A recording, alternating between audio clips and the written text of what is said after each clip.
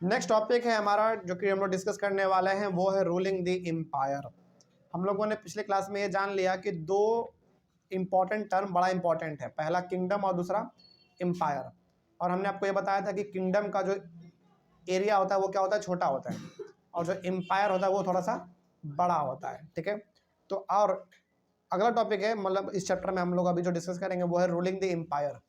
इसमें हम लोग ये डिस्कस करेंगे कि आखिर इतना बड़ा एम्पायर था अशोका का, वो किस तरीके से उसको रूल करता था, कैसे वो मैनेज करता था।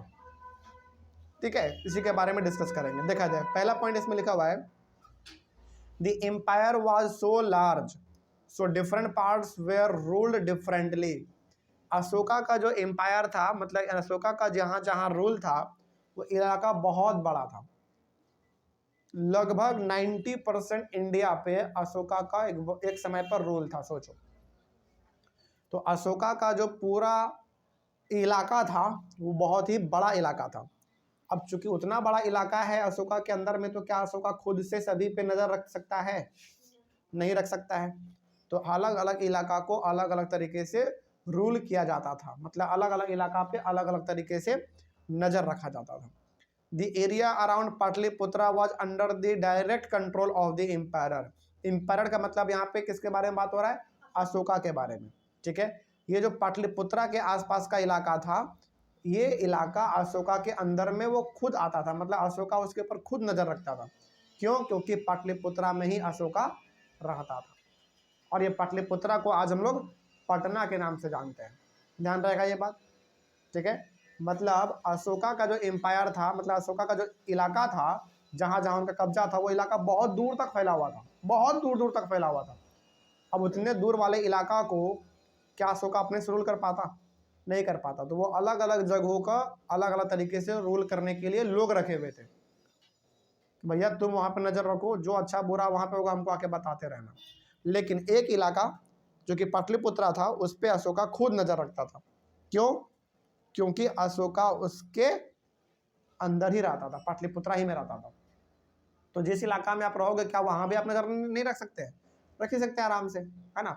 तो पाटलिपुत्रा जो है वो डायरेक्ट कंट्रोल में था, किसके?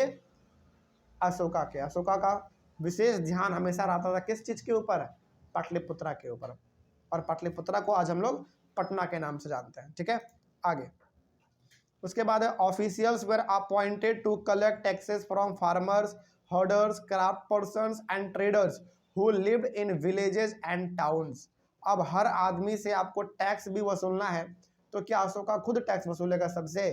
नहीं, उनके पास इतना समय कहाँ है भाई, वो तो महान राजा है। तो वो क्या करता था, अपने अंदर में ऑफिसर्स को रखता था। ऑफिसर मतलब उस समय पे मंत्री को रखता था, छोटे छोटे मंत्रियों को रखता था कि भैया तुम इस इलाके में जाओ टैक्स वसूलने के लिए, तुम उस इलाके में जाओ टैक्स वसूलने के लिए, तुम उस इलाके में जाओ।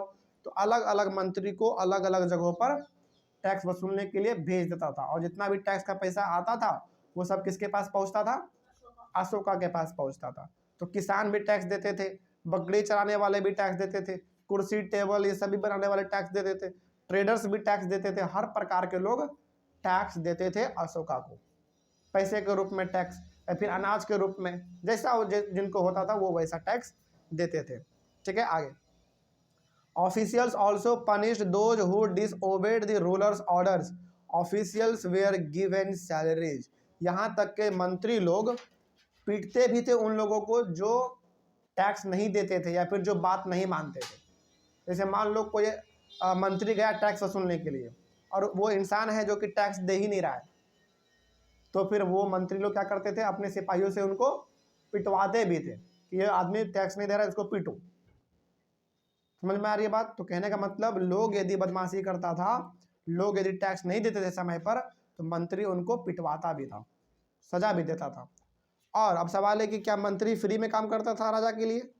नहीं, मंत्री को भी सैलरी मिलता था। किसके थ्रू? अशोका के थ्रू। अशोका उन लोगों को सैलरी देता था। कोई भी भैया आपके लिए फ्री में काम क्यों करेगा, है कि नहीं? तो अशोका अपने अंदर बहुत सारे मंत्रियों को रखा था कि भैया तुम हमारे लिए टैक्स वसूलने का काम करोगे, हम जो बोलेंगे उसको तुम काम तुरंत करवा देना, है ना। बदले में तुमको हम क्या देंगे? सैलरी देंगे। तो मंत्री लोगों को अशोका समय समय पर सैलरी भी देते रहते थे। ठीक है, आगे spice kept a watch on the officials. अब यहाँ पे ना राजा का कुछ खास आदमी भी होता था जो कि एकदम जासूस के तरह इन सारे मंत्रियों पर नजर रखने का काम करते थे कि ये मंत्री लोग अच्छी तरीके से काम कर रहा है कि नहीं कर रहा है। यदि अच्छे तरीके से काम नहीं करते थे तो वो आके राजा को बताता था, मतलब अशोका को बताता था कि हुजूर ये आदमी अच्छे से काम नहीं कर रहा है। फिर अशोका उसको जॉब से निकाल देते थे। ठीक है, ऐसा इसमें चलता रहता था। The emperor supervised them all with the help of members of the royal family and senior ministers। और इन सभी पे नजर किसका रहता था? एम्पायर मतलब अशोका का नजर आता था, और अशोका के साथ उन लोगों का भी नजर आता था जो अशोका के बहुत ही करीब थे, जो इनके फैमिली से खुद बिलोंग करते थे। समझ में आ रही है बात? कहने का मतलब टैक्स वैक्स वसूलने का जो अधिकार है राजा किसको दे दिया है? अशोका ने किसको दे दिया है? मंत्री लोगों को दे दिया है ना। और मंत्री लोगों पे नजर रखने का काम किसका है? स्पाइस का है, मतलब जासूस लोगों का है। और वो जासूस लोग एक्चुअली होते कौन थे पता है?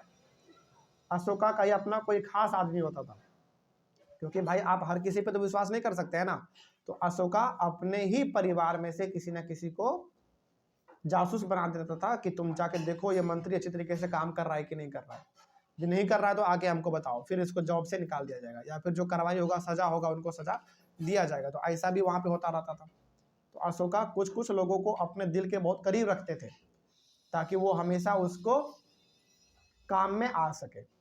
ठीक है, आगे there were other areas which was ruled from a provisional capital such as Taxila or Ujjain, although there was some amount of control from Patliputra and royal princes were sent as governors। अब देखो, हालांकि अलग अलग area पे अलग अलग लोगों का कब्जा हो, मतलब रूल करने का तरीका था इसमें ना। या एक बात ध्यान रखिएगा, जहां जहां भी अशोका का कंट्रोल था, जहां जहां भी अशोका का राज था, वहां वहां इन्होंने अपने ही लोगों को क्या बना दिया था? गवर्नर बना दिया था। गवर्नर का मतलब एक तरीके से समझ लो राजा बना दिया था। समझ रहे बात? जैसे मान लो सपोज तक्षशिला, उज्जैन, ये सब जगहों पर अशोका ने अपने ही लोगों को वहां पे राजा बना दिया था कि भैया इस इलाका को तुम देखो। लेकिन अल्टीमेट पावर किसके हाथ में होगा? अशोका के हाथ में ही होगा। बस तुमको राजा बनाया गया है, लेकिन सबसे ज्यादा अभी भी अधिकार और पावर किसके पास रहेगा? अशोका के पास रहेगा।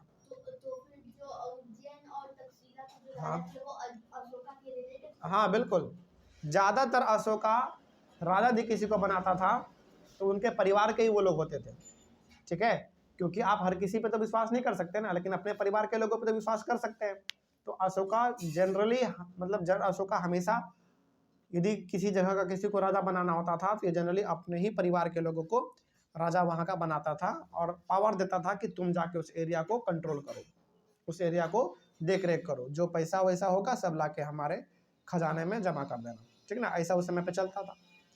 The Mauryas collect resources available as tax and tribute and tried to control roads and rivers which were important for transport। तो मौर्याज मतलब यहाँ पे है अशोका का पूरा फैमिली। ठीक है, ये लोग पूरा का पूरा मिल के टैक्स वगैरह ये सब इकट्ठा करते थे, और इन लोगों को जो दान दक्षिणा मिलता था गिफ्ट के तौर पे ये लोग भी अपने पास रखते थे। और इन लोगों का पूरा कोशिश होता था कि सड़क और नदी इन दोनों पर हम लोगों का कब्जा हो जाए, क्योंकि सबसे ज्यादा लेन देन उस समय पे कैसे होता था? सड़क और नदी से ही होता था। और सड़क और नदी पर ही कब्जा हो जाएगा तो टैक्स वसूलना क्या हो जाएगा इनके लिए? और आसान हो जाएगा, और पैसा आमदनी इनका बढ़ जाएगा, है ना। तो अशोका और अशोका के पूरे फैमिली का मतलब जहां जहां पे इनका रूल था, ये लोग हमेशा कोशिश करते रहते थे कि हमारा पावर पैसा और क्या हो जाए? बढ़ जाए, है ना। सड़कों पर भी कब्जा हो जाए, रोड पर भी कब्जा हो जाए, ताकि हमको पैसा जो है वो हर तरफ से आ जाए, है ना, हमारा पावर और बढ़ जाए। आगे द अर्थशास्त्र टेल अस। अच्छा बताइए, अब यहाँ पे एक बुक का जिक्र हुआ है अर्थशास्त्र, ये किन के बारे में था? चाणक्य के बारे में था, है ना। मतलब यदि आप अर्थशास्त्र को पढ़ेंगे तो उनमें सबसे ज्यादा किन के बारे में मिलेगा आपको? चाणक्य के बारे में मिलेगा। द अर्थशास्त्र tells us that the north west was important for blankets. देखो अर्थशास्त्र में यदि आप पढ़ोगे ना, मतलब जिसमें चाणक्य के बारे में ज्यादा लिखा हुआ है, उस किताब को जब आप पढ़ेंगे तो आपको पता चलेगा कि जो नॉर्थ वेस्ट था, मतलब इधर वाला इलाका, पाकिस्तान वाला इलाका, फिर से आपका पंजाब वाला इलाका, जम्मू कश्मीर वाला इलाका, ये सब इलाका उस समय पे किस चीज़ के लिए फेमस था? ब्लैंकेट के लिए, मतलब कंबल के लिए। और आज भी उन सारी जगहों पर कंबल बड़ा हाई क्वालिटी का मिलता है। मतलब कभी आप जम्मू कश्मीर जाओ और वहाँ पे यदि आपको कंबल वगैरह खरीदना हो तो वहाँ पे एकदम अच्छे क्वालिटी का कंबल मिलेगा। उस समय पे भी वो जगह फेमस था ब्लैंकेट के लिए, और आज भी वो जगह ब्लैंकेट के लिए बहुत फेमस है, क्योंकि वहाँ पे बनता ही अच्छी तरीके से है। ठीक है। And south India for its gold and precious stones. और साउथ इंडिया किस चीज़ के लिए फेमस था उस समय पर? सोना, चांदी, हीरा, मोती, मतलब महंगे महंगे चीज़ों के लिए साउथ इंडिया फेमस था उस समय पर। These resources were collected as tribute. और ये सब का सब अशोका को मिलता था गिफ्ट के तौर पे। जैसे मान लो कोई आदमी है, कोई राजा है जो साउथ इंडिया में रहता है, वो अशोका से मिलने के लिए आएगा, तो उस समय पर सेब संतरा नहीं लेकर आते थे वो लोग। क्या लेकर आते थे? हीरा, मोती, डायमंड, सोना, चांदी, ये सब लेकर आते थे। राजा साहब ये आपके लिए, इस तरीके से। ट्रिब्यूट का मतलब गिफ्ट, दान, समझ रहे बात? तो उस समय पर अशोका से कोई मिलने के लिए आता था तो खाली हाथ नहीं आता था, अपने साथ एकदम पूरा बक्सा में बक्सा भर भर के वो लोग सोना चांदी ये सब लेकर आते थे। उस समय का बात हो रहा है, सोचो। ठीक है। कोई कोई तो इतना अमीर होता था कि अशोका को 100 गो हाथी गिफ्ट कर दिया, 100 गो घोड़ा गिफ्ट कर दिया। हाँ, ऐसा होता था उस समय पर, ये मजाक नहीं है, सही बात है। किसी को मन किया कि 2 बैलगाड़ी एकदम पूरा लोड करके आया बॉक्स में सोना चांदी, वो गिफ्ट कर दिया कि राजा साहब ये आपके लिए। राजा भी खुश, प्रजा भी खुश, दोनों खुश, है ना? ऐसे होता था उस समय पर। People living in the forest regions provide elephants. देखो यहाँ पे बात जिक्र हो ही गया जो हम अभी बोल रहे थे। Provide elephants, timber, honey and wax to Mauryan officials. मतलब जो अशोका का मंत्री था या फिर जो अशोका के अंदर जो काम करते थे लोग, इन लोगों को कभी भी पैसों का, हनी का, जंगल में जो चीज़ उगता है, इन सभी चीज़ों का कभी कमी नहीं होता था। जैसे मान लो, सपोज करो कोई राजा है जो कि बहुत अमीर है, अशोका से वो मिलने आ रहा है, तो वो क्या करेगा? 100 गो हाथी गिफ्ट कर देगा अशोका को, राजा साहब ये आपके लिए। अपने यहाँ पे रहेगा, उनके लिए वो काम करेगा। कहीं पर सड़क बनेगा, कहीं पर नदी बनेगा, मतलब नदी के बीच में कहीं पर कुछ बनेगा, तो वो सब हाथी काम आएगा।